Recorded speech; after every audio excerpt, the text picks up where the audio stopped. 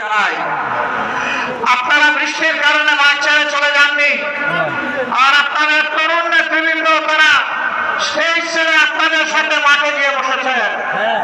আমি আপনাদের সবাইকে অভিনন্দন জানাই, কারণ আপনারা পারবেন। আপনাদের না পারার ইতিহাস নাই, আপনাদের ইতিহাস পারার ইতিহাস। জুলাই অভ্যুত্থানের অন্যতম মহানায়ক আবু সাঈদ আপনাদের সন্তান। বৃষ্টি কিসে, গুলি বৃষ্টি কিসে সে পাত্তা দেয়নি। ভোট পেতে দাঁড়িয়ে বলেছিল বুকের ভিতরে তুমুল ঝড়, ভোট পেতেছি গুলি কর। সেই রংপুরের মানুষ আপনারা। আমার সম্মানিত সহকর্মী রাজনৈতিক নেতৃবৃন্দ গুরুত্বপূর্ণ সব বিষয়ে কথা বলেছেন। আমি আরেকবার কিছু অঙ্গীকার ব্যক্ত করে আমার কথা শেষ করবো। নাম্বার 1, যে বৈষম্য দূর করে বাংলাদেশের পথা রাজনীতিকে বিদায় জানিয়ে নতুন বাংলাদেশ করার জন্য আমাদের সন্তানেরা লড়াই করেছিল। সেই নতুন বাংলাদেশ গড়ার জন্যই সংস্কারের উদ্দেশ্যে গণভোট হয়েছে। বাংলাদেশের একটা জায়গায় শুধু দাঁড়িয়ে বর্তমান প্রধানমন্ত্রী বলেছিলেন ভোট দিবেন দুটো, একটি আমার দলকে আর একটি গণভোটে হা। তিনি প্রথমটা রক্ষা করেছেন, দ্বিতীয়টা তিনি রক্ষা করেন নাই।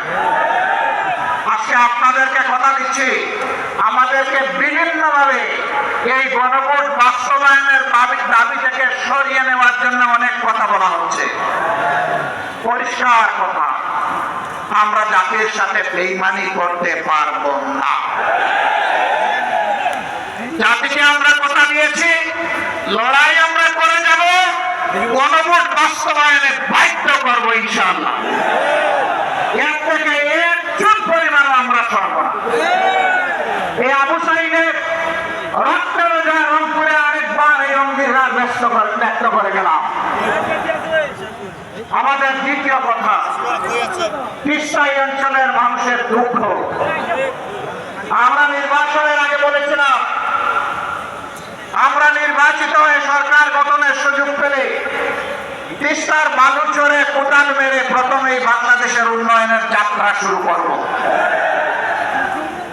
দুঃখের বিষয়, তিস্তা নিয়ে বর্তমান সরকারের দল অনেক ভালো ভালো কথা বলছে, আর নির্বাচনের আগে জাগো বাহে তিস্তা বাঁচাও এই আন্দোলন করেছে, কিন্তু তিস্তা নিয়ে এই বাজেটে 10 টাকারও কোনো অ্যালোকেশন নেই।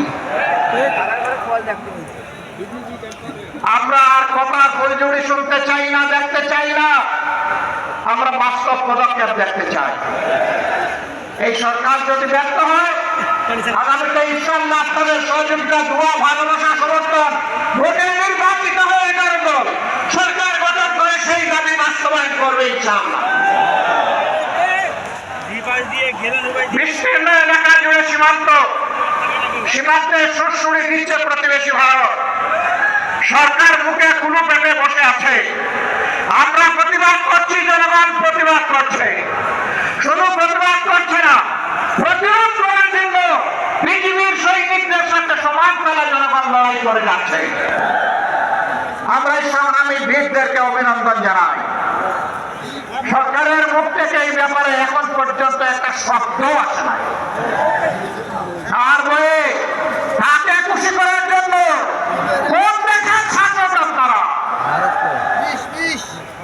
বাংলাদেশের জনগণের নারীর পাঁচ বোঝার চেষ্টা করো।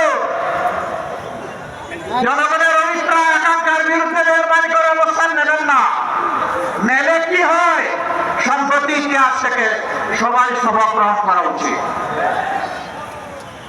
অতএব সাফ কথা, তিস্তার ব্যাপারে কোনো থানাই ফানাই বুঝি না। তিস্তা প্রজেক্ট বাস্তবায়ন করতে হবে। বলেছিলাম আমরা নির্বাচিত হলে, আল্লাহ তাআলা সুযোগ দিলে আমরা রংপুর বিভাগকে বানাবো কৃষির রাজধানী। সেই রাজধানীর কথা বর্তমান সরকারও সংসদে বলছে, কিন্তু রাজধানীকে ভিক্ষা দিলে রাজধানী ঘটবে না। রাজধানীকে নিয়ে পরিকল্পনা দুঃখের বিষয়। কৃষক কষ্ট করে ঘাম জড়িয়ে ফসল ফলায়, এই অঞ্চলে বিপুল পরিমাণ আলু উৎপাদন হয়। এখন হিমাগারে রাখতে গেলে বস্তা প্রতি 600 টাকা তাদেরকে দিতে হচ্ছে। এটা অন্যায়, এটা জুলুম, এটা বন্ধ করতে হবে এবং ন্যায্য দামেই সেখানে রাখার ব্যবস্থা করতে হবে। শুধু এটি নয়, আরো যত জিনিস এখানে উৎপাদন হয় তার ন্যায্য মূল্য প্রাপ্তি কৃষককে নিশ্চিত করতে হবে।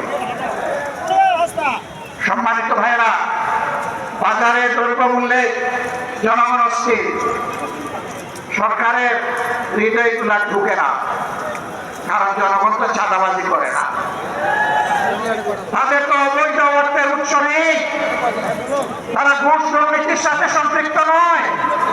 তাদের এই দুঃখ ওই লোকেরা কেমনে বুঝবে যারা চাঁদাবাজিতে লিপ্ত, যারা ঘুষ দুর্নীতিতে ব্যস্ত, তারা এটা বুঝবে না।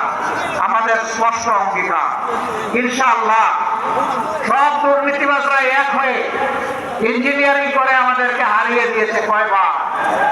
তবু তুমি দান খাও বারবার, তোরা পড়বা একবার। আগামীতে এই সুযোগ আর দিবে না জনগণ। সবাই ন্যায় ইনসাফের ভিত্তির উপরে 11 দল একটি সরকার গঠন করবে ইনশাআল্লাহ। যেই দেশে চাঁদাবাজ তো দূরের কথা, তাদের ছায়াও সহ্য করা হবে না। দুর্নীতি করার প্রয়োজন কারো হবে না, সম্মানজনকভাবে সবাই বাঁচতে পারবে।